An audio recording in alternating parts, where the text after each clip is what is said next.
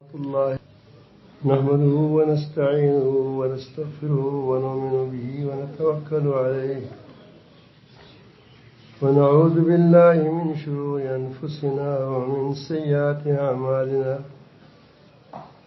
من يهده الله فلا مضل له ومن يضلله فلا هادي له ونشهد أن لا إله إلا الله وحده لا شريك له ونشهد أن سيدنا وحبيبنا وشفيعنا وسندنا محمدا عبده ورسوله أما بعد فأعوذ بالله من الشيطان الرجيم بسم الله الرحمن الرحيم واتقوا فتنة لا تصيبن الذين ظلموا منكم خاصة واعلموا أن الله مع الشديد العقاب صدق الله مولانا العظيم.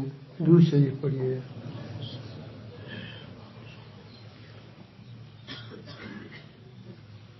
میرے معزز سامعین، مجھے بتایا گیا کہ اس مجلس میں ویسے تو ہر روزانہ باہر ممالک لوگ بھی ہوتے ہیں، وقت لگانے کے لیے لوگ آتے ہیں، چلی کے لیے، 4 ماہ کے لیے، 10 دن کے لیے، 3 دن کے لیے. لیکن مجھے بتایا گیا ہے کہ اس مجلس میں ہمارے اس حلقہ نمبر 1 کے اساتذہ، اسکول کے استاد بھی آ چکے ہیں. اسکول کے استاد بھی ہے. تو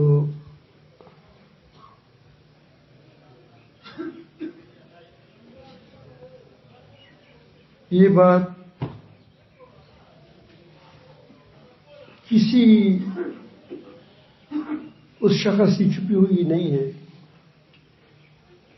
کہ جس نے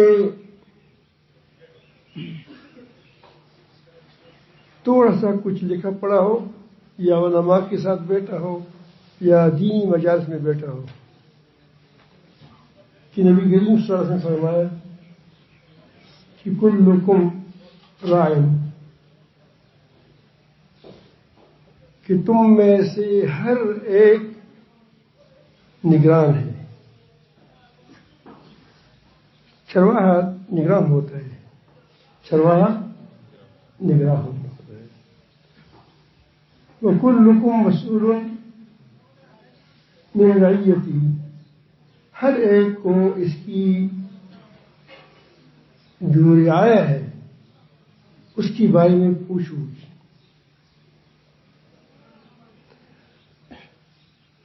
اور نبی کہ اللہ تعالیٰ جل جلالہ فرماتے ہیں کہ ہمیں کہتے ہیں مسلمانوں کو کہ اس آزمائش سے، اس وبال سے، اس عذاب سے بچ جاؤ. جب وہ آئے گا خالصتاً، وہ مجرموں پر نہیں آئے گا، سب مجرموں پر آ جائے جن ظلم کیا ہے. اللہ تعالیٰ کے الفاظ مبارک یہ ہے وَاتَّقُوا فِتْنَةً لَا تُصِيبَنَّ الَّذِينَ، جس میں بالکل آپ علماء جانتے ہیں، جس میں حال علم ہے کہ تقید کا نون لایا گیا کہ وہ ہرگز ان لوگوں کو نہیں پہنچے گا وہ عذاب ظلموا منکم، کہ تم میں سے جنہوں نے ظلم کیا ہے ان کو یہ عذاب نہیں پہنچے گا، بلکہ خاصتاً ان کو نہیں پہنچے گا، بلکہ ان میں سے مشہور شامل ہوں گے کہ وہ عام ہوگا، اس میں ساری گرفت میں آ جائیں گے. آج مسلمانوں کی جتنے مسائل اسلامی ممالک ہیں تقریباً غلام ہیں. اس میں سارے نیک و بد غلام ہیں، یعنی نیک بھی غلام ہے، بری بھی غلام ہے. بس فرق اتنا ہے کہ جو حکمران ہے وہ بہت زیادہ غلام ہے، اور سمجھتے ہیں کہ ہم غلام ہے اور پھر اپنی غلامی کے لیے کیا کرتے ہیں؟ بہانے بھی ڈھونڈتے ہیں کہ غلام ہم نہیں ہیں، ہم آزاد ہیں، ایک آزاد مالک ہے، ایک آزاد ریاست ہے. یہ ہماری زبان پر باتیں ہوتی ہیں. ہے غلام جو اپنی مرضی سے کچھ کام نہیں کر سکتا ہوں. غلاموں میں بات ہوتے کہ بعض مخاطب ہوتے ہیں، بس کچھ ہوتے ہیں کیا کرتے ہیں، اس میں کچھ آزادی ہوتی ہے ان کو. ایک ایسا غلام جس کو کوئی کام کرنے کی وہ قوت اس کے اندر نہ ہو تو وہ پرندہ جیسے جانور نہیں، پرندہ بھی اڑ جاتا ہے. یہ وہ جانور ہے جو جس گلے میں پٹھا ڈال کر کھینچا جاتا ہے. لیکن ہے سارے غلامی میں جکڑی ہوئی ہیں، اس کا اثر ہر کسی کو پہنچتا ہے. اللہ تعالیٰ بچائے. اگر ایسی حصی اور بے غفلت رہی تو پھر ایک اور عذاب آنے والا ہے کہ وہ ہر آدمی براہ راست دیکھ لے گا، محسوس کرے گا اس کو. اسی عذاب سے اللہ تعالیٰ نے ہمیں ڈرایا ہے، وبال سے. اور وجہ کیا ہوتی ہے؟ اللہ تعالیٰ فرماتے ہیں فرمایا کہ صرف یہ ہے کہ تم کو اتنا ہوگا، وَاعْلَمُوا، خوب جان لو، اور اس بات کو خوب جان لو، ان اللہ شدید العقاب، کہ اللہ تعالیٰ جب عذاب پر آ جاتا ہے، دینے پر آتا ہے تو وہ شدید العقاب ہے، سخت سزا دینے والا ہے. معمولی سزا نہیں، سخت سزا دینے والا ہے. تو پہلے تو میں اپنے یہ عرض کروں گا کہ ہمارا اکٹھا ہونا اللہ تعالیٰ مبارک فرمائے. ہر ہم میں سے ذمہ دار ہے. گھر والا اپنے گھر کے اندر جو بڑا ہے وہ اپنے گھر کا ذمہ دار ہے کہ کوئی گڑبڑ نہ کرے، کوئی ایسے کام نہ کرے جس سے اس کی رعایا خراب ہو جاتے ہیں. مثلا گھر میں ٹی وی لایا، ٹی وی میں بیوی بھی بیٹھی ہے، بیٹا میں بیٹھا ہے، لڑکی بھی بیٹھی ہے، سب کچھ بیٹھے ہیں اور دیکھتے ہیں کیا مردوں کو دیکھتے ہیں. چاردیواری بنائی ہے اسی لیے بنائی ہے کہ یہاں کوئی آئے نہیں. کیوں کہ شرعی پردہ کرتے ہیں. عجیب شرعی پردہ ہے کہ مستقبل کو دیکھتے ہو، عورتوں کو دکھاتے ہو.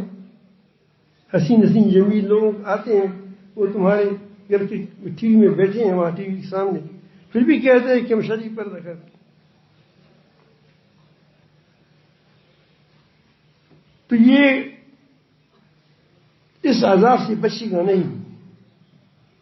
ایک بار ایک بڑا آدمی تھا دیندار بظاہر، کہ ہماری بیٹی بھی بات نہیں مانتی، بیٹیاں بھی بات نہیں مانتی، افراتفری ہے. میں نے کہا کہ مولانا صاحب آپ کے گھر میں ٹی وی ہے؟ اس نے کہا ٹی وی ہے. میں نے کہا پھر گلا کس سے کرتے ہو؟ تمہاری حیثیت نگران کی ہے، راعی کی ہے. تم نے خود اپنے بھیڑ بکریوں پر، یعنی اپنے گھر والوں پر بھیڑیا کو چھوڑ دیا ہے. یہ ٹی وی بھیڑیا کم تو نہیں ہے. تو کیا اس کی سزا یہ نہیں ہوگی کہ سارے تتر بتر ہوں گے، گھر تتر بتر ہوگا؟ تو تمہارا بیٹا وہاں ڈرامے دیکھے گا، اس میں ڈاکی سیکھے گا، اس میں چیزیں سیکھے گا، چوریاں سیکھے گا. تمہاری بیٹیاں ناچنا سیکھے گی. تمہارے بیٹے ہیں وہ اپنی پسند کی لڑکیاں دیکھیں کہ دیکھو فلان لڑکی کیسی پسند ہے، فلان کیسی. تو تم کیا کر رہے ہو؟ تو گھر والا کی نگران ہے. اس میں ایسی کام بھی نگرانی کا مطلب یہ نہیں کہ صرف اس کی کھانے پینے کی فکر کرے. کھانے کی فکر تو گھر بھی کرتے ہیں، یا خرگوش وغیرہ سارے کرتے ہیں. یہ چیز ہے اپنے بچوں کے لیے لاتے نہیں لاتے، کھانا پینا تو وہ بھی لاتے ہیں. نگرانی کی مطلب یہ ہے کہ اس کے اللہ تعالیٰ کے حکم کے مطابق نگرانی کی جائے، کہ اس کو دین سکھایا جائے، اس کو عمل سکھایا جائے، ان کو ایمان سکھایا جائے، ان کے عقائد کی تصحیح کی جائے. یہ ساری تمہاری ذمہ داری ہے بڑے گی. وہ کس طرح کا ادا کرتے ہیں؟ اپنی گھر کے اندر تعلیم میں رغبت کرتا ہے، یہ بھی ہو سکتا ہے. گھر کے اندر ہفتہ ترتیب بنائیں یا کچھ ترتیب بنائیں، اس سے اگر وہ خود نہیں جانتا دوسرے کو بلائے، تو یہ بھی ہو سکتا ہے. دوسری طریقے بھی ہو سکتے ہیں. الحمدللہ ہمارے لوگ اچھے ہیں، مکتب کو لوگ بچوں کو بھیجتے ہیں، مکتب میں اس کو بھی سکھاتے ہیں، پھر مکتب میں اس کو عقائد بھی سکھایا جاتا ہے، چیز سکھا دی ہے. الحمدللہ آپ ہی کیا الحمدللہ. لیکن جس پیمانے پر جس تیزی کے ساتھ کفر بڑھ رہا ہے اتنا ہم اس میں چوکنے نہیں ہیں.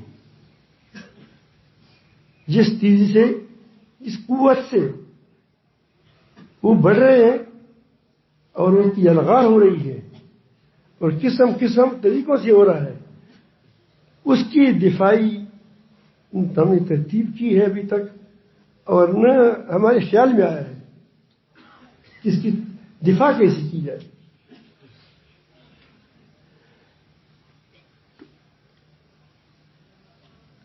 اب ایک سوال میں آپ کے ذہن میں کٹ ہوگا کہ جو نہیں کرتے اس کی گناہ کیا ہے. اس کی گناہ بتاتا ہوں کہ غلطیوں کی نوعیتیں مختلف ہوتی ہیں. ایک آدمی چپکے سے سگریٹ پیتا ہے، اب اس کے وبال اسی حد تک محدود رہتا ہے کیونکہ اور لوگوں کو پتہ نہیں ہے. پھر جب ایک بار یہ چیز عام ہو جاتی ہے تو پھر اس میں پہلا فتنہ تو یہ پیدا ہو جاتا ہے کہ اس میں وہ گناہ ہلکا ہو جاتا ہے. اذا عمت البلاء فقد خفت، جب مصیبت عام ہو جاتی ہے تو پھر کیا ہوتی ہے؟ یار مقولہ ہے، حدیث نہیں ہے. تو پھر کیا ہو جاتی ہے؟ وہ ہلکی ہو جاتی ہے. ہم چھوٹے چھوٹے تھے، ریڈیو آیا تھا ہمارے علاقے میں، ہم ریڈیو جانتی بھی نہیں تھی. میں بھی خود مجھے تجربہ ہے کہ ہم چھوٹے چھوٹے تھے، باتیں ہو رہی تھی. میں کہا کہ باتیں والوں کو دیکھو کہ وہ کہاں سے بول رہا ہے. کبھی ایک جگہ پر چھلانگ لگاتا ہوں. مجھے وہ بھی ہو گیا کہ میں چھوٹا تھا، 7 سال کی ہوگا یا 6 سال کا ہوگا. مجھے یاد ہے کہ وہ وقت کچھ ترٹر تھی، ترٹر اس میں گندم نہیں ہوتے ہیں، گندم میں جو ذخیرہ کیا جاتا ہے اس پر چڑھ جاتا تھا کہ یہاں کوئی آدمی بول رہا ہے ضرور. اب مجھے پتا نہیں تھا کہ یہاں جو ڈبہ پڑا ہے یہ بول رہا ہے. اور اتنے چپکے وہ کیا وہ لگایا ہوا تھا کہ کوئی آئے نہیں، کوئی بڑا آ جائے گا تو کیا ہو جائے گا، ہمارا کیا حشر ہوگا. پھر وہ وقت بھی ہم نے دیکھ لیا کہ لوگ چلتے پھرتے کندھوں پر میں کیا ہوتا، جیسا مشکل نہیں ہوتا اس طرح اس کو پھراتے رہتے تھے. اب وہی چیز معمولی چیز تھی اس وقت وہ بہت بڑی چیز سمجھ جاتی، لیکن پھر کیا ہوا، یہ معمولی ہو گئی. ایک آدمی نے کہا کہ ہمارا بیٹا کیا وہ نشہ کرتا ہے. میں نے کہا کہ کیا نشہ کرتا ہے؟ چرس پیتا ہے. میں نے کہا چرس تو ہلکی پھلکی چیز ہے. اب یہی چرس پہلے جو سگریٹ تھا جو کیا تھا وہ بھی ہلکا نہیں تھا. پھر چرس کے بارے میں کہا جاتا کہ بہت زیادہ کیا ہے، بہت خطرناک ہے.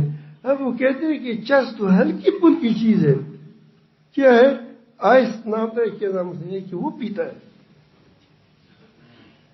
تو جب گناہ ایک بار اگر اس کو جڑ سے پہلے سے نہ پھینکا جائے تو گناہ کی پیچھے شیطان کی آبیاری ہوتی ہے، شیطان کی آبیاری ہوتی ہے، وہ پھیلتا رہتا ہے. لیے فرمایا کہ گناہ پھیلنے نہ پائے، گناہ پھیلنے نہ پائے۔ تو ظاہر ہے کہ جو لوگ دیکھتے ہیں کہ اس کے سامنے پھیل رہا ہو اور اس پر کچھ وہ نوٹس نہیں دیتے، تو ظاہر ہے کہ اب اس کا عذاب کہاں ہونا چاہیے؟ سب پر ہونا چاہیے، کیونکہ کسی بھی دوسرا نہیں ہے، کوئی نے احتجاج نہیں کیا۔ ابھی سود ہے، ہم 2 روپے روٹی کے لیے دیکھیں کیا کرتے ہیں، احتجاج بھی کرتے ہیں۔ 2 روپے مہنگائی ہو جائے اس کے لیے بھی احتجاج کرتے ہیں۔ کبھی قومی لیول پر یہ احتجاج ہوا ہے کہ یہ سود جو اللہ تعالیٰ کے ساتھ اعلانی جنگ ہے، ہم اللہ سے نہیں لڑتے، توبہ ہم نہیں لڑتے، کس نے کہا ہے؟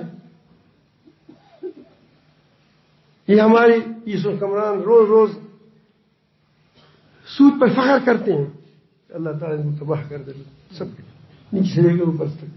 سود لینے پر فخر کرتے ہیں کہ ہم کو اتنا سود ملا، کہتے ہیں ہم کو اتنا سود ملا، اور ہم اس کے لیے کیا ہے، ہم خوش ہیں کہ ہمارا لیڈر کیا کرتے ہیں، دیکھو اتنا سود لائے۔ تو کیا اس سود کو ہم نے گناہ سمجھا؟ اتنا ہلکا ہو گیا۔ ایک عالم سے میں نے کہہ دیا کہ وہ کہتے ہیں دیکھو ہم نے داڑھی رکھی ہے، نماز پڑھتے ہیں، فلان کرتے ہیں۔ میں نے کہا کہ یہ داڑھی شاید ہم اس لیے نہ رکھی ہو کہ پھر ہمیں مسجد میں نہیں چھوڑے گا، مجھے امامت کے لیے قبول نہیں کرے گا، ورنہ غیبت اس سے زیادہ بڑا گناہ ہے، ہم وہ کیوں کرتے ہیں؟ یہ علماء بیٹھے ہیں، بہتان اس سے زیادہ گناہ ہے، کسی پر بہتان لگانا۔ آج کل دیکھیں یہ موبائل میں لگایا جاتا ہے، موبائل میں جھوٹ بولا جاتا ہے، لوگوں کی تحقیر کی جاتی ہے۔ تو یہ جو ہم کر رہے ہیں یہ بہتان، کیا یہ بہتان شرک کے بعد دوسرا گناہ ہے یا نہیں؟ یہ آپ علماء بیٹھے مجھے بتائیں۔ وقول الزور یہ ہم کرتے ہیں، تو اب داڑھی تو واجب ہے، سنت مؤکدہ ہے، یہ حرام ہے۔ بہتان لگانے والا ولی اللہ ہے، کیا ہے؟ اس کو ہم کہتے ہیں کہ بڑا ولی اللہ ہے، چند باتوں کی وجہ سے، چند فکروں کی وجہ سے، چند آوازوں کی وجہ سے وہ ہے بزرگ۔ اور جو یہ بڑے بڑے کام کرتے ہیں، ہمارے یہاں مشہور ہے کتا جو اتنا پرہیزگار ہے کہ جب پیشاب کرتے ہیں تو پاؤں کو اٹھاتا ہے کہ تاکہ کبھی چینچ نہ لگے۔ وہ کھاتے ہیں کیا؟ پخانا۔ ہمارا یہی حال ہے، پخانا کھاتے ہیں، سود کھاتے ہیں، سود کے بیچ چلتے ہیں، غیبت کرتے ہیں۔ ہر وہ گناہ جو گناہ ہے جس کو قرآن نے گناہ کہا ہے اس کے ہم ملوث ہیں۔ اس کے باوجود بھی چند تسبیحات کی وجہ سے یا چند باتوں کی وجہ سے ہم کیا ہے؟ اللہ کی ولی ہے۔ اس سے بڑا فتنہ کیا ہوگا؟ اس سے بڑا وبال کیا ہوگا؟ تو اللہ رب العالمین نے یہ فرمایا کہ ہم خاص کو نہیں پہنچ جائے گا، یہ تو خاص ہم اس میں تو ملوث ہے، سب کو یہ پہنچے گا فتنہ۔ تو ایک تو ہمارا جو کرنے کی کام ہے وہ تو ہم پہلے بتائیں، لیکن ہمارے رب نے ہم پر ذمہ داری کی ڈالی تھی۔ وہ کون ذمہ داری تھی جو ہم پر ڈالی تھی، جس سے نبی کریم صلی اللہ علیہ وسلم نے ہم سے بڑی توقعات تھے کہ یہ کرے گا، اور خطرات بھی تھے، وہی بیان فرمائے کہ یہ خطرہ بھی ہوگا، یہ خطرات بھی ہوں گے۔ پہلی بات تو یہ ہے کہ ہم ہر ایک اس میں سے جو پہلے میں نے حدیث بتائی، توقعات کی بات کروں گا تاکہ ہمیں اپنی احساس ذمہ داری ہو جائے۔ پہلے تو ہم میں سے ہر کوئی کوشش ہونی چاہیے، گھر کا بڑا ہے یا وہ کسی قوم کا بڑا ہے قوم کی بھی ایک بڑی، ایک نہیں 2 4 5 ہوتے ہیں. ہم اس کو کیا کہتے ہیں؟ ملکان کہتے ہیں. ہم اس کو کیا کہتے ہیں؟ سردران کہتے ہیں. وہ ہے ہر ماسٹر کی نیچے کچھ طلباء ہوتے ہیں. کسی 5 ہے، کسی کی 6 ہے، کسی کی 7 ہے، کسی کی 1000 ہے. اس طرح کسی مدرسے ہیں، کسی کا مدرسہ چھوٹا ہے، کسی کا بڑا ہے، لیکن اس کے ساتھ طلباء ہے. یہ سارے طلباء کا یہ نگران ہے. یہ جو استاد ہے، چاہے اسکول کا استاد ہے، چاہے مدرسے کا استاد ہے، اس کا نگران ہے. اس کی اخلاقی نگرانی کرتا ہے. ایک زمانہ تھا، ہمیں خوب یاد ہے کہ تزاگول مشرف صاحب کا نام ہے، تزاگول، اللہ تعالیٰ بخش دیں. ہمارے مولانا مفتی یحییٰ صاحب جو وفات پا گئے ہیں، اس کا دوست بھی تھا. ہم پہلی میں دوسری یا تیسری جماعت میں تھے. وہ ہماری اتنی اخلاقی تربیت کرتا تھا. ہمیں اسکولی سطح سے تعلق نہیں تھا. والدین اپنے بچوں کو اس پر ڈراتے تھے کہ میں تمہارے استاد کو کہہ دوں گا کہ میری بے ادبی کی ہے اس نے.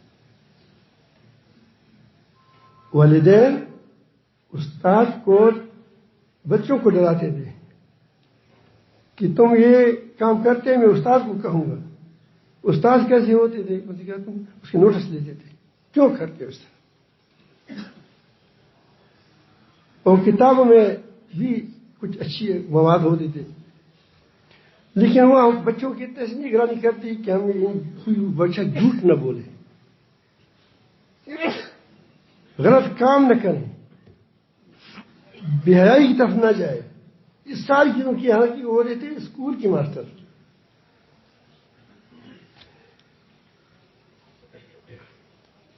ہمارے پیر مسلم شاہ صاحب رحمۃ اللہ علیہ یہ ایک استاد تھے.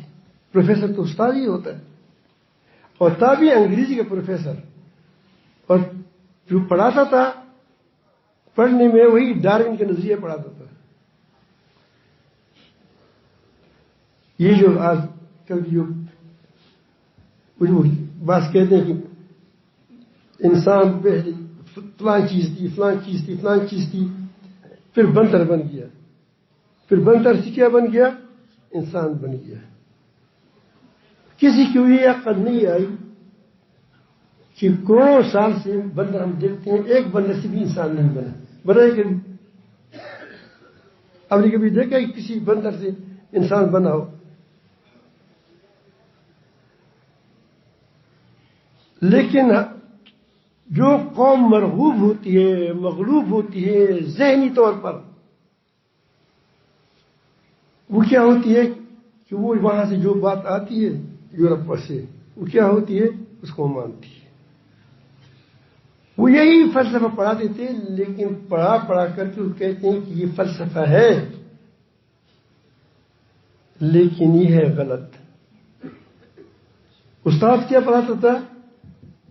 یہی پڑھاتا تھا، یہی فلسفہ پڑھاتا تھا، لیکن اس کو کہہ دیتے کہ یہ اس کے نقصانات ہیں، یہ جھوٹ بولتے ہیں.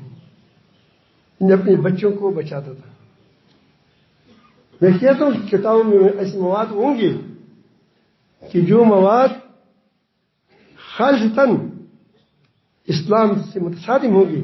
کہو کہ ان کا اپنے یہ کیا ہے، اس کی اپنی غلیظ طبیعت ہے، اپنی خباثت ہے. بات ایسی نہیں ہے. اگر آج کہیں، قرآن کہیں کہ فلاں قوم سے بندر بن گیا یا فلاں آدمی بندر بن گیا، ہم کہتے ہیں بندر کیسے بن گیا؟ اور اب جب یورپ میں لوگ تبدیلیاں کرتے ہیں، اس کو کیا کہتے ہیں؟ ٹیکنالوجی کے ذریعے سے کیا کرتے ہیں؟ وہ پچھلے سالوں مجھے کس نے بتایا کہ ایک انسان نے اپنی کتا بنایا تھا، پھر دوسری کتے سے لڑایا گیا تو وہ انسانی کتا ہار بھی گیا. ٹیکنالوجی کے ذریعے سے بنائے گا وہ ٹھیک ہے، وہ یہ تشکیک کا مرض ہے. دیکھو یہ ہم لکھ ڈالتے ہیں، ہمارے بچے جو تمہارے نگران ہے، تم اس میں نگران ہو، ایسا نہ ہو کہ وہ شک کی مرض میں مبتلا ہو جائے، ہم ایک مسلمان کو کہیں گے اور وہ اندر سے کافر ہوں گے۔ شک کا کفر ہے، اور یہ بات ہے یا نہیں ہے؟ یہی نظریہ ہمیں پڑھا دیتے ہیں۔ ہمارے بچوں میں جو سوالات آتے ہیں، ربا کیوں حرام ہے، یہ کیوں پیدا ہوا یہ بات، اس کو وہاں سے سمجھاتے ہیں، سکھاتے ہیں۔ تو اس تشکیک کی مرض ڈالنا، شک میں ڈالنا، لوگوں کو کفر میں ڈالنا، وہ طریقے کے ساتھ اس میں اندر اس کی انجیکشن لگاتے ہیں۔ جس طرح یہ لوگ آج کل دوسری ذرائع کے ساتھ انجیکشن لگا کر کسی کو لولد کرتے ہیں، کسی کو کچھ کرتے ہیں، کچھ کرتے ہیں، کسی کے بچوں کو ضائع کرتے ہیں، کیا نہیں کرتے آپ دیکھتے ہیں۔ یہی انجیکشن مادی انجیکشن کے بعد یہ معنوی انجیکشن لگاتے ہیں کہ ہمارے اندر شکوک پیدا کرے۔ تو وہ کہتے ہیں کہ کیوں حرام ہے۔ ایک آدمی 10 روپے پر دیتے تھے، اور یہی بات مشرکین کرتے تھے۔ میں فرض اس پر نہیں جاتا، جواب ایسی دوں گا کہ اس کا منہ توڑ جائے گا، لیکن میں کہتا ہوں کہ تم لا الہ الا اللہ پڑھے، کیا پڑھا ہے؟ لا الہ، کہ میرے رب نے کہا ہے، بچوں کو یہ سکھائیں کہ میرے رب نے کہا ہے کہ یہ حرام ہے، یہ حرام ہے، بس۔ جس طرح تم کو یورپ نے کہا ہے کہ فلان چیز ایسی ہے، ہاں ہوتی نہیں ہے، تم اس کو آنکھیں بند کرتے مانتے ہو۔ ہم اپنے رب کو مانا ہے جو کائنات کا رب ہے، وہ جو کہتا ہے، ہم کسی اور بات کو مانتے نہیں ہے، سوچتے نہیں ہیں، ہم کہتے ہیں وہی ٹھیک ہے، بس۔ اس سے دلیل بھی مت مانگو۔ ایسا ذہن پہلے استاد بناتے تھے۔ تو مسرر شاہ صاحب کے ساتھ جو لوگ سبق پڑھتے تھے، آپ آج بھی جائیں، آپ کو یونیورسٹی میں، پشاور یونیورسٹی میں جو لوگ ملتے ہیں، آپ کہتے ہیں کہ سارے طلباء ہیں، مدرسے کی طلباء ہیں، لیکن مدرسے کی طلباء تو ڈر کی وجہ سے داڑھی چھوڑتا ہے، اس کو پھر اس کو نکالتے ہیں، مدرسے اخراج کرتے ہیں، اس کو تانا دیا جاتا ہے کہ صوفی صاحب آ گیا، داڑھی والا آ گیا۔ اس ماحول میں وہ داڑھی رکھتا ہے، تو کس داڑھی کی زیادہ قدر ہے؟ آپ بتاؤ مجھے۔ کالج والی کی لڑکی، کیونکہ اس کو تانے دیے جاتے ہیں اور آپ کو شاباش دیا جاتا ہے اسی داڑھی پر۔ تو اس کے ساتھ چلنے والے لوگ دیندار ہوتے تھے۔ تو یہ آپ لوگ ذمہ داری کی ہے کہ اگرچہ یہ اسکول میں خرابیاں وہ ڈالتے ہیں، کوشش کرتے ہیں، آپ کوشش کریں، بچے تمہارے ہاتھ میں ہوتے ہیں، پڑھانے والے تم ہوتے ہیں، کہ ان کے ذہن کو ایسے بنائیں کہ وہ اللہ تعالی جل جلالہ اس کی رسول صلی اللہ علیہ وسلم کی باتوں کی بارے میں کوئی بھی کسی شک کے میں مبتلا نہ ہو جائے اور بے حیائی میں مبتلا نہ ہو جائے۔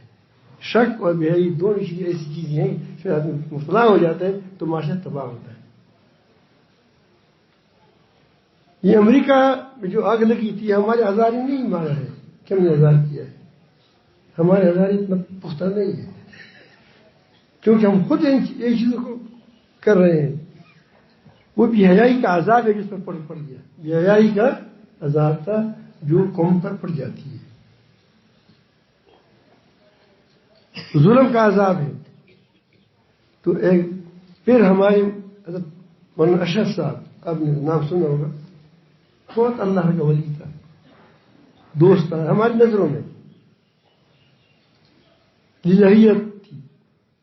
یہ تھا یونیورسٹی میں استاد تھا، پوری یونیورسٹی کو تبدیل کر دیا۔ اب ایک آدمی جب کام کرتا ہے تو پھر کر سکتا ہے، لیکن صرف اگر آپ یہ نہ سمجھیں کہ ہم صرف یہاں ہمیں 1 لاکھ روپے تنخواہ ملتا ہے، کون کہ دینے والا اللہ تعالیٰ ہے، اس نے ہمیں نوکری دلائی ہے، اسی پر لگایا ہے. مجھے اتنے بچوں کی حفاظت کرنی میری ذمہ ہے. اگر آپ یہ ذمہ داری سمجھیں گے تو انشاءاللہ تمہاری ہوگا. اسی طرح مدرسے والے پہلے استاد تو گھر میں پوچھ دیتے کہ اس بچے کے گھر میں کیا حالت ہے ممی بتائے. تو عالم کا تو وہ تو دین کے علم حاصل کرتا ہے, اس کے بارے میں تو پوری نگرانی ہونی چاہیے. ایسا نہ ہو کہ وہ گپے لگائے, وہ ٹی وی دیکھے, وہ موبائل دیکھیں, بڑا دلال ہے.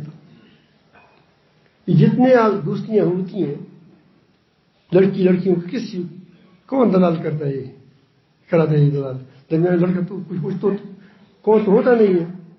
ایک لڑکا بناتا ہے کہ میں شادی کا طلبگار ہوں, دوسری لڑکی تھی میں بھی طلبگار ہوں. دلالی کون کرتا ہے؟ یہ موبائل کرتا ہے. یہ پہلے سے لے گا ہلکی کسی چیز کو, پھر رفتہ رفتہ آ کر کیا ہو جاتا ہے, وہ بہت آگے بڑھ جاتا ہے. اللہ تعالیٰ درشی بڑے اللہ.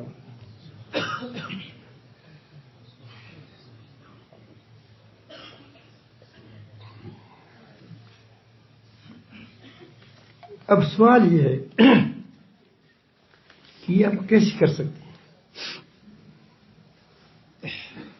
اس بات کو آپ سمجھ گئے ہوں گے انشاءاللہ. اس پر سے مترشح ہوا, یہ بات نکل گیا, یہ بات اس سے نکل آئی. مجھے سوس کا سنا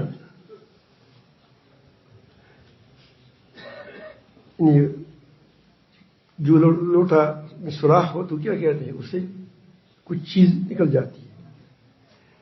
تو اس لوٹے میری بات جو لوٹے میں بنتی ہے, اس میں یہ بات نکل آئی کہ دائیوں, علماء, استادوں اور گھر کی بڑوں کی بدعملیوں سے, بیعملی پھیلتی ہے, برائیاں پھیلتی ہے. اس بات کیونکہ جب خود نیک نہیں ہوگا تو خود برائی سکھائے گا, جب خود برائی سکھائے گا تو برائی پھیلے گی. بس سمجھ آئی بات, یہ دوسری دفعہ میں آ جاتی ہیں. آخر جو آدمی خود اس بات کا دائی ہو کہ اپنا بدن, ایک استاد ہے وہ خود ہی کہتے ہیں کہ اپنا بدن اپنی مرضی, تو بچوں کو کیا کہے گا؟ جو خود تشکیک کی مرض میں مبتلا ہے وہ بچہ, وہ استاد کیسے سمجھائے گا؟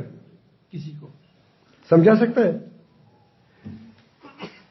جو عالم درس دینے والا کہ خود اپنی کتاب, جو کتاب پڑھاتا ہے, اس پر یقین نہ ہو, دوسرے میں یقین کیسے آئے گا؟ آ سکتا ہے؟ قطعاً نہیں آ سکتی. یہی کتابیں, یہ نہیں قرآن مجید کی ترجمے برسل وغیرہ جو کی ہے, آپ حیران رہ جائیں گے. تفسیریں کی ہیں, لکھی ہے انہوں نے, شروع لکھے ہیں حدیثوں پر, لیکن اندر سے ایسا کافر ہے کہ دوسری شیطان بھی توبہ کریں, توبہ. تو اس کے لیے ظاہر ہے کہ جب یہ تم استاد بنو گے کہ ایسے لوگوں کو سکھائیں گے, تو پہلے تو اپنا پاک اتنا ہونا چاہیے. آپ کو اتنا پاک ہونا چاہیے کہ آپ کی نظروں میں یہ چیزیں ایسی بری ہو کہ تم اس کو, اپنے آپ کو تو بچاتے ہو, دوسروں کو بچاتے کہ اس میں لگے کہ اس آگ میں جل نہ جائے ہم سے. تو تب اس لیے بتایا جاتا ہے, یہ جو بار بار یہ مقول ہے کہ داعیوں, علماء, استادوں, اسکول کے استاد ہیں یا استاد مدرسین ہیں, کی بدعملی اور بے عملی سی برائیاں پھیلتی ہیں. یہ بات ہوتی ہے. آج کل زیادہ جو برائیاں پھیلی ہیں اس سے بھی پھیلتی ہے. اگر بچہ, اگر استاد بد نظری کا شکار ہے تو اس سے پڑھنے والا کیسے پاک ذکر پاک ذہن والا بن جائے. اگر خود بچہ استاد بچوں کے ساتھ تجاریاں کرتا ہے، دوستی لگاتا ہے، تو اس سے آگے کیا سی کام ہوگا؟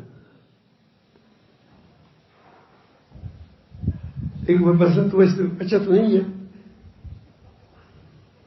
ہمارے دو ساتھی تھے، ہم تیسرے تھا ساتھ.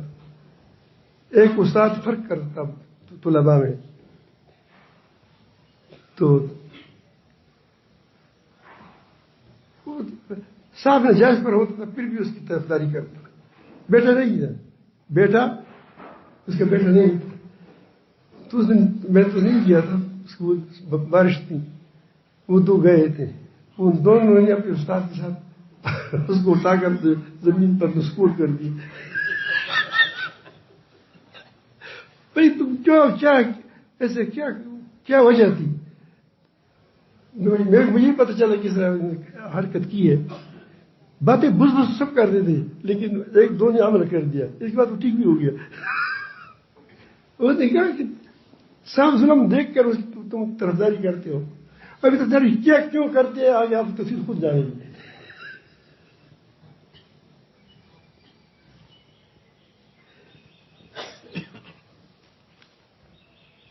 تو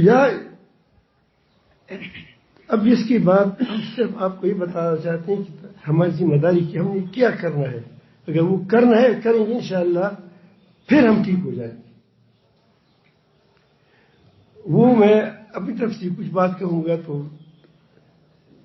شاید وہ اتنی اس میں غلطی بھی ہو سکتی ہے، 100 غلطیاں بھی ہو سکتی ہے، لیکن پھر قرآن کہتا ہے، اللہ تعالیٰ فرماتے ہیں وَكَذَلِكَ جَعَلْنَاكُمْ أُمَّةً وَسَطًا لِتَكُونُوا شُهَدَاءَ عَلَى النَّاسِ وَيَكُونَ الرَّسُولُ عَلَيْكُمْ شَهِيدًا. یہ اللہ تعالیٰ ہمیں وصیت کرتا ہے. وصیت تو مرضی کرتے ہیں، اللہ تعالیٰ کئی ذات ہے، یہ تکید کرتا ہے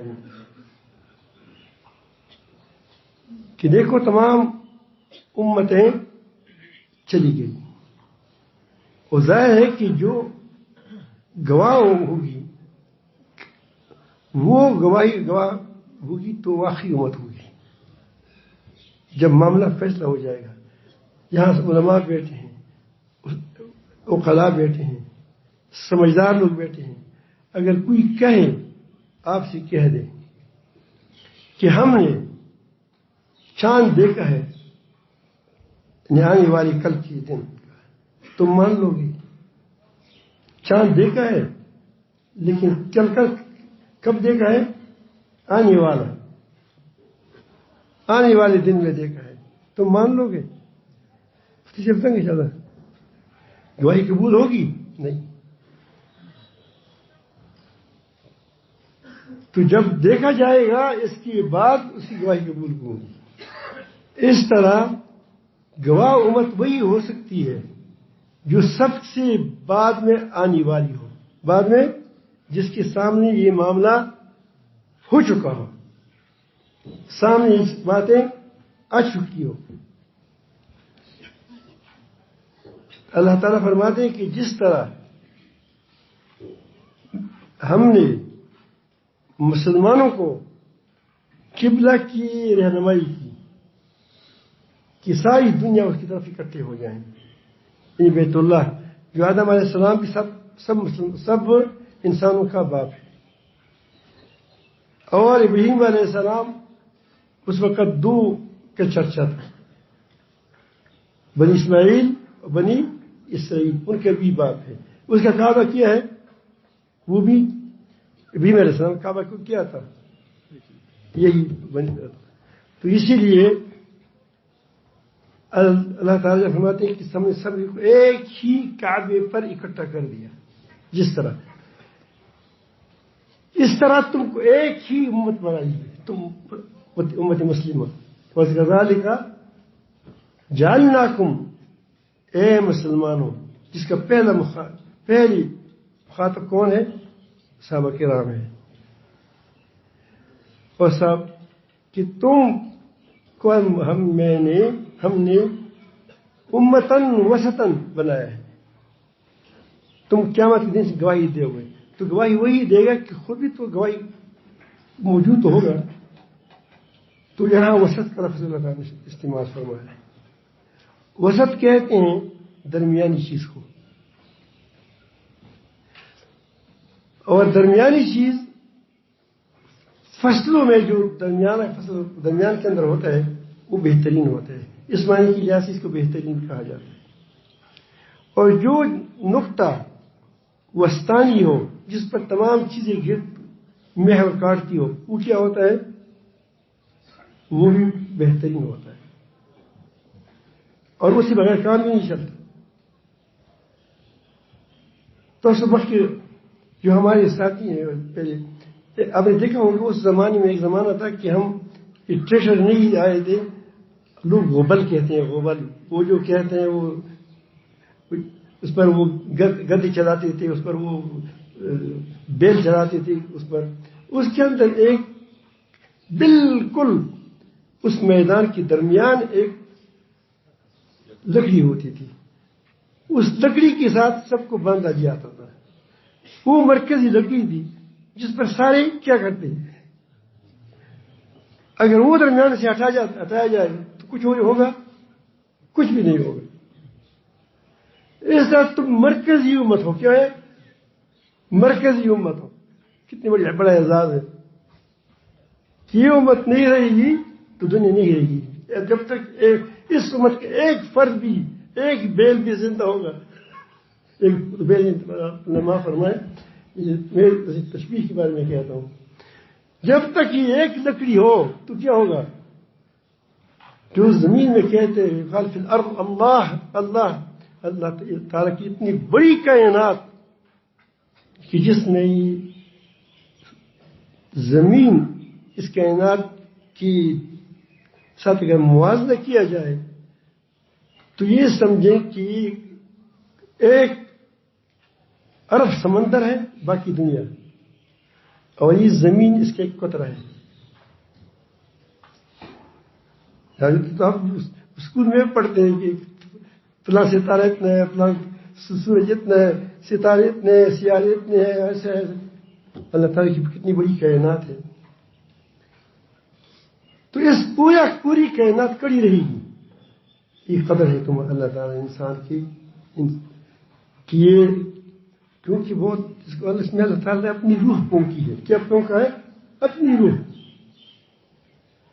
وہ جو کتے میں ہے تو زندگی ہے, وہ کیا ہے؟ وہ حیات ہے. کیا ہے؟ حیات ہے. یہ روح جو اللہ فنفخت وإذا سويته, جب میں اس کو برابر کروں, ونفخت فيه من روحي, جب میں اپنی طرف سے میں اپنی روح پونک دوں گا, فقعوا له ساجدين, پھر یہ انسان اس کی قابل ہے کہ تم اس کو سجدہ کرو. پہلے نہیں. اب اللہ تعالیٰ جو جانو نے ہمیں فرمایا کہ تم کو وسط بنا ہے, تو یہ دوسری وجہ ہو گئی بہتری ہے. تیسری وجہ یہ ہے کہ تم وسط خالق اور مخلوق کے درمیان واسطہ ہو گئے. کوئی اب درمیان میں کوئی امت نہیں آئے گی, نہ درمیان میں آئے گی نہ بعد میں آئے گی. بس آج جس ایم این اے ہم بناتے ہیں, ایم پی اے بناتے ہیں, پھر جس کا ایم این اے کے تعلق ہوتے ہیں کس کے ساتھ؟ حکومت کے ساتھ, صاحب اقتدار کے ساتھ. پھر کیا ہوتا ہے؟ وہ فنڈ لاتا ہے. کس کو لاتا ہے؟ عوام کو لاتا ہے. تو عوام اور حکومت کے درمیان رابطہ کون ہوتا ہے؟ کون ہوتا ہے؟ امام ہوتے ہیں. یہ M N A M P A ہوتے ہیں. تو ظاہر ہے کہ حکومت سے اس کا تعلق ہوگا, حکومت سے تعلق ہوگا. تو تم مستانی بہترین امت اس وقت بنو گے پر درمیان میں تم چلے جائیں گے, تم اس بہترین کے حقدار نہیں ہوں گی. تم پر خود حجت قائم ہوگی کہ یا رب العالمین ان کو دیا تھا, ان کو معلوم تھا, میں بھی نہیں بتایا تھا. کذالک جعلناکم امۃ وسطا, درمیانی واسطہ ہو. درمیانی واسطہ تعلق ضروری ہے. کیا ہے تعلق؟ تو آپ کا تعلق اپنے رب سے کیا ہوگا؟ بہت مضبوط ہوگا. جتنا جس کا مضبوط ہوگا اتنا پھٹ دے گا، اتنا وہ لوگوں میں اس کی بات اثر کرے گی، اتنا وہ لوگ جس کے اندر بھی طلب ہوگا وہ خود بخود بھاگ کے آ جائے گا۔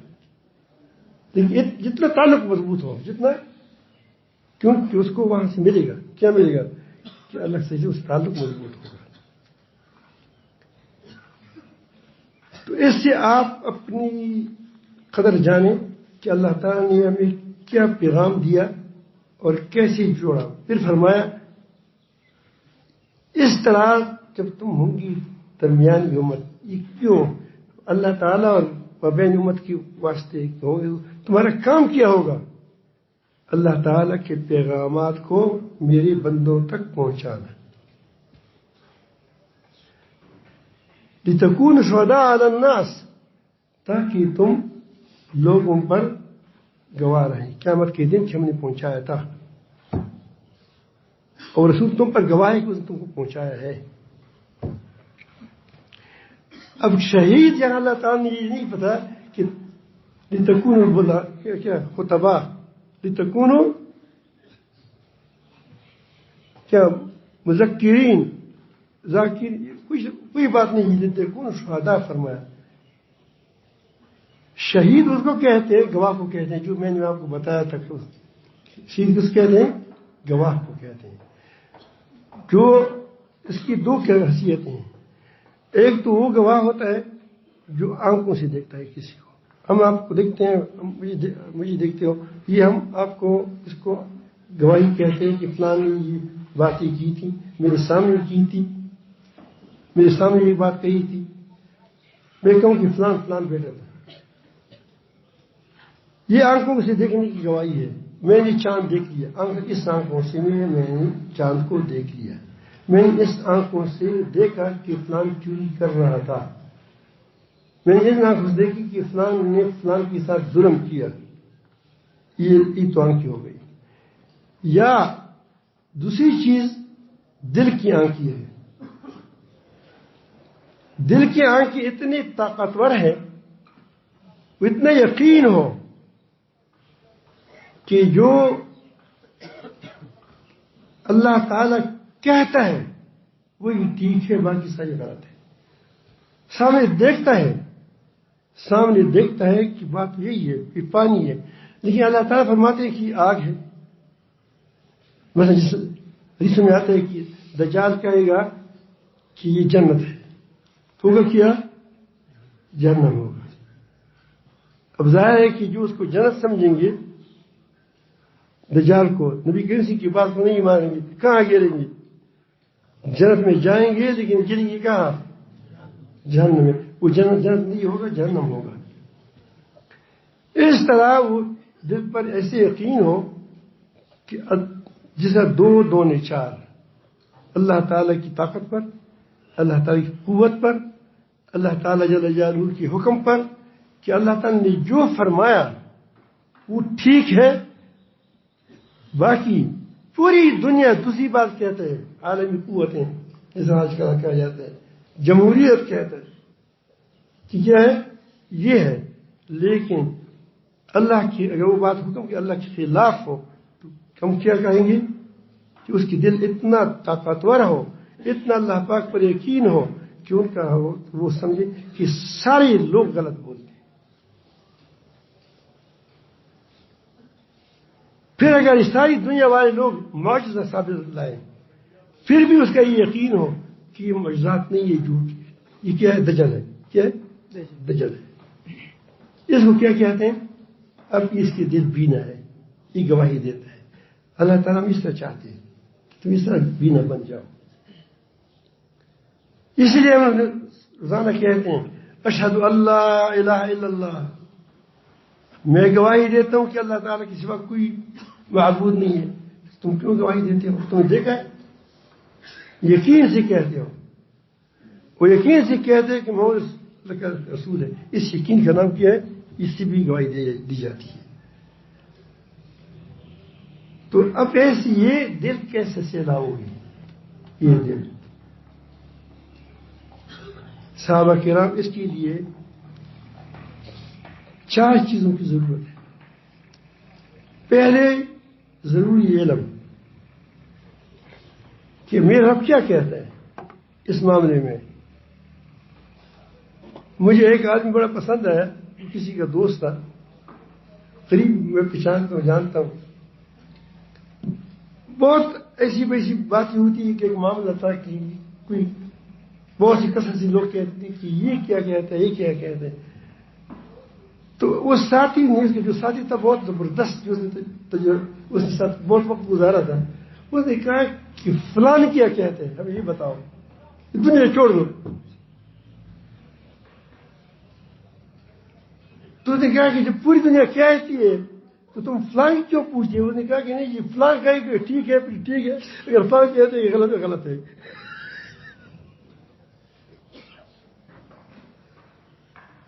تو ایسی گواہی وہ دل دے سکتے ہیں جو بینا ہو. کیا ہو؟ بینا ہو. اسی لیے اس بینا دل کے بارے میں اللہ تعالی نے فرمایا یوم لا ينفع مال ولا بنون، قیامت کے دن یہ اموال، یہ جائیدادیں، یہ کوئی، یہ فوج، یہ افواج وغیرہ کوئی کام نہیں آئیں گی. وہاں جو کام آنے والی چیز ہے الا من اتى الله بقلب سلیم، کہ وہ تندرست دل لائے، کہ اس نے اپنے دل کو کیا، وہ اس پر پردے آئے تھے دنیا کی، وہ ہٹا دیے. کانوں میں ڈانٹ لگے ہوئے تھے، اس کو نکال دیے. وہ دنیا کے مفادات کے پیچھے دوڑ رہا تھا، اب اللہ تعالیٰ جل جلالہ کے پیچھے دوڑ رہا ہے. یہ ساری دل، وہ دل ہے، یہ رب العالمین جل جلالہ کی محبت کی جگہ ہے.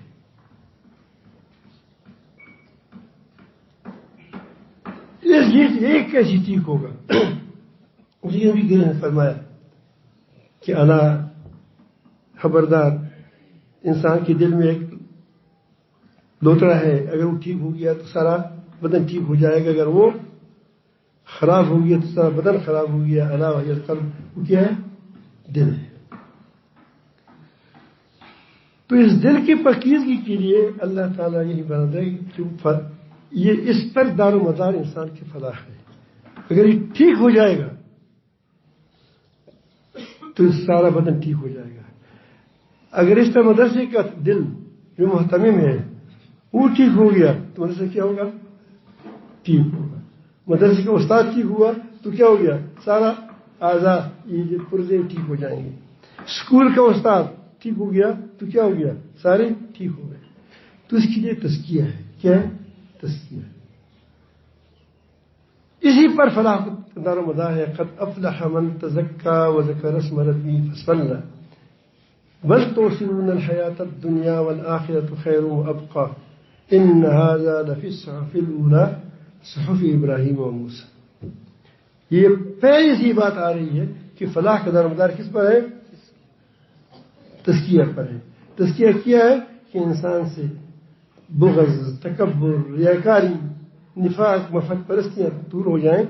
اس میں خدا پرستی آ جائے، اس میں خدا پرستی آ جائے، اس میں اس کا امانتدار ہو جائے، وہ ایماندار ہو جائے، وہ سچا ہو جائے. جتنے اچھے صفات ہیں یہ اس کے اندر آ جائے. یہ اب یہ انسان بن گیا. کیا بن گیا؟ انسان. تو اس کے لیے یہ کیسے ہوگا؟ پہلے ضروری علم ہے، اس پر عمل کرنا ہے. اس پر کیا ہے؟ عمل کرنا، جد و جہد کرنا ہے. والذین جاہدوا فینا لنہدینہم سبلنا.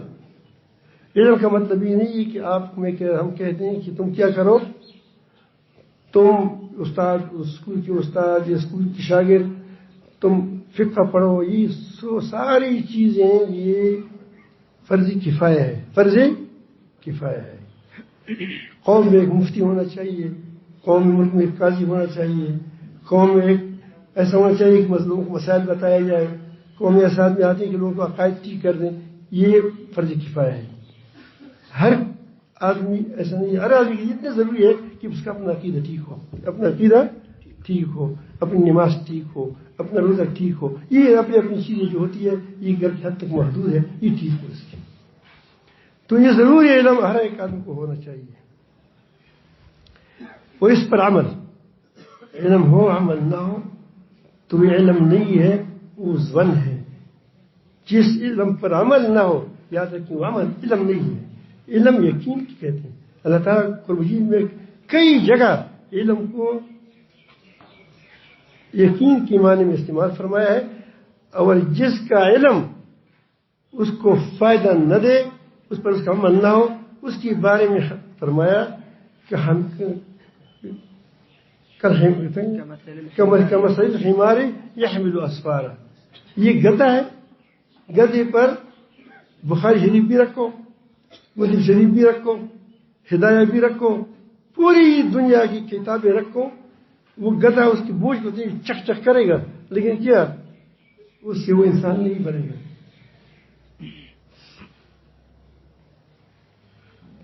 تو اگر ہم بھی اس طرح کتابوں کو اٹھا کر کے، تو ہم نے کتابیں تو اٹھائی لیکن اس پر عمل نہیں کیا.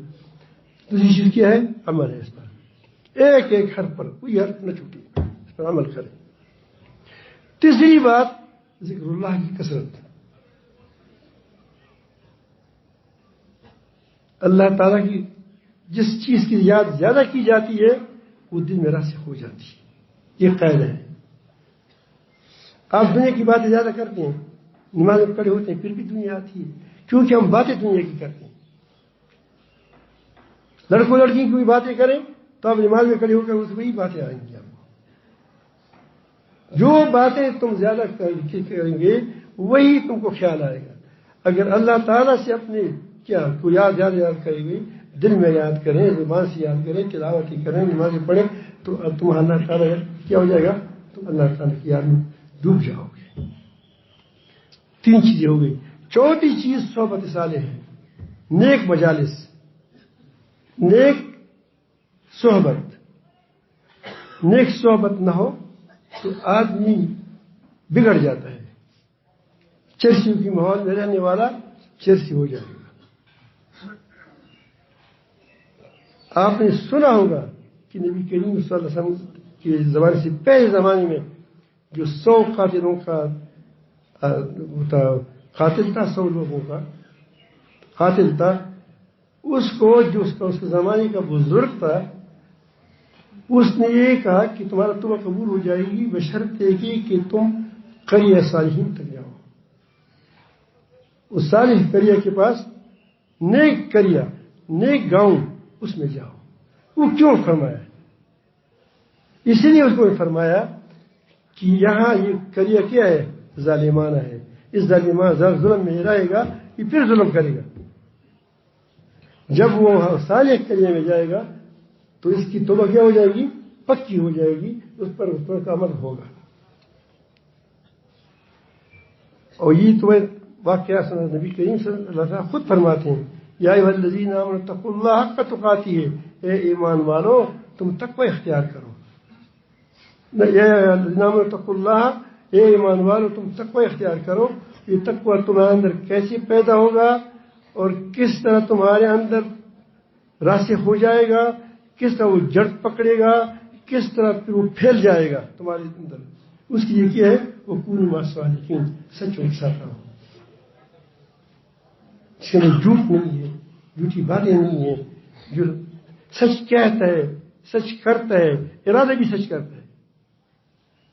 ہم تو ارادے میں جھوٹ کرتے ہیں. اب ایک غلطی سناتا ہوں، اس پر ختم کرتا ہوں. تبلیغ والے بہت اچھے لوگ ہیں، وہ آخر میں کیا کرتے ہیں؟ مطالبہ کرتے ہیں کہ کون کون تیار ہے، کون کون تیار ہے. تو کوئی کہتے 4 ماہ لگاؤ، مطلب کوئی کہتے کہ پلان لگاؤ. یہ بھی کھڑا ہو گیا. اس نے کہا کہ بابا تم کیا لکھتے ہو؟ اب اس کو نام بھول گیا کہ میں کیا لکھوں. ارادی کا نام بھول گیا تھا. تو اس نے کہا بلاخر جب تک گیا، اس نے کہا کہ وہ چیز دیکھو جو کہتے ہیں کرتا نہیں ہے.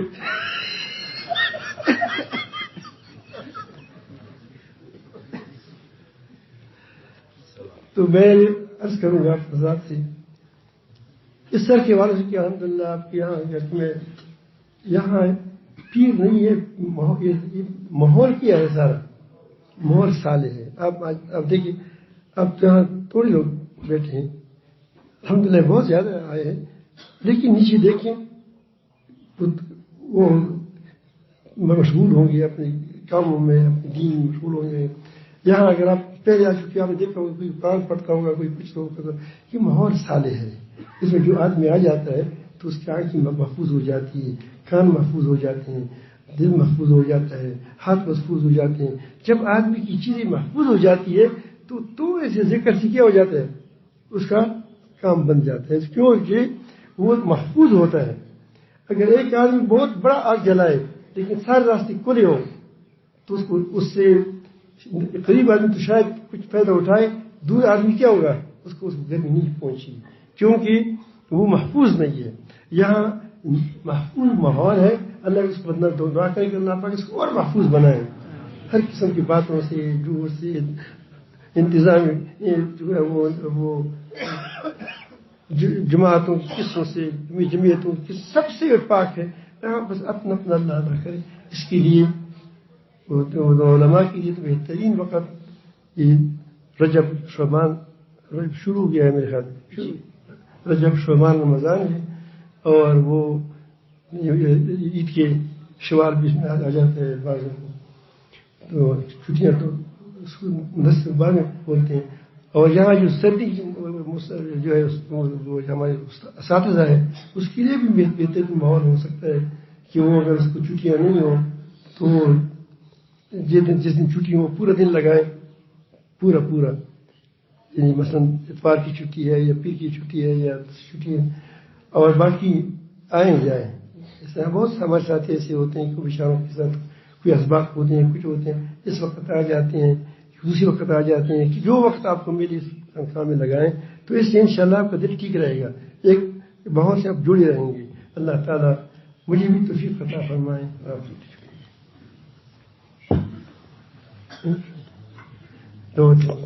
الحمد لله رب العالمين، حمد الشاكرين، والصلاة والسلام على خير البرية محمد وآله الطيبين الطاهرين. إلهكم إله واحد لا إله إلا هو الرحمن الرحيم. آت الوجوه للحي القيوم. ربنا ظلمنا أنفسنا وإن لم تغفر لنا وترحمنا لنكونن من الخاسرين. یا اللہ ہم سب کو معاف فرما دیں، اپنے صحیح اور قوی تعلق نصیب فرما دیں. یا جل جلالہ جتنے ساتھی آئے ہیں یا اللہ تیری دین کی خاطر آئے ہیں یا رب العالمین جل جلالہ، یا اللہ یہ تیرے یا رب العالمین کے قدم قدم کو قبول فرما دیں، ان کی سانس سانس کو قبول فرما دیں. یا جل جلالہ سب کو اپنا قرب خاص عافیت کے ساتھ سلامتی کے ساتھ نصیب فرما دیں. یا اللہ ان سب سے دین کی صحیح قبول اور مقبول خدمت لے لیں. یا رب العالمین یا ارحم الراحمین ان کو ہر طرف سے یا اللہ ان کی حفاظت فرمائیں، ان کی ایمانوں کی حفاظت فرما دیں. سب سے بڑی دولت ایمان ہے. یا رب العالمین ان کے اخلاق و کردار کی حفاظت فرمائیں. یا اللہ ان کی اموال کی حفاظت فرمائیں، ان کی عزتوں کی عزت حفاظت فرمائیں، ان کی جانوں کی حفاظت فرمائیں، ان کی آل و عیال متعلقین کی حفاظت فرمائیں. یا ارحم الراحمین اوپر سے نیچے سے دائیں سے ہر طرف سے ان پر خیر کی راستوں کو کھول دیں. ہر شریر کی شر سے بچائیں، ہر فتنے سے بچائیں. رب العالمین ہر کسی کو اپنے دائرے میں یا رب العالمین یا اللہ اپنی مقبول خدمت کی توفیق عطا فرمائیں. سبحان ربک رب العزت عما یصفون، وسلام علی المرسلین، الحمد للہ. تو دیر